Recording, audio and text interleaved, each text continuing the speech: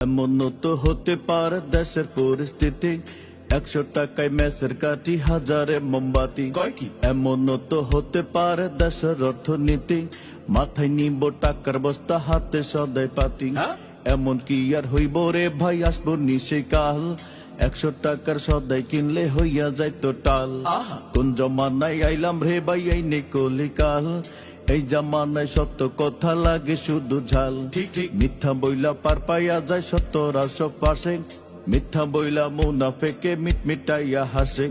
এই সর্বনাশ করলো কে রে গরিব দুঃখের দেশে, দেশের টাকা পাচার কইরা বিদেশ লইয়া গেছে। হায়রে এই সর্বনাশ করলো কে, হায়রে এই সর্বনাশ করে কে, দেশের মানুষ বিদেশ থেকে সে তো চালবাজি করে।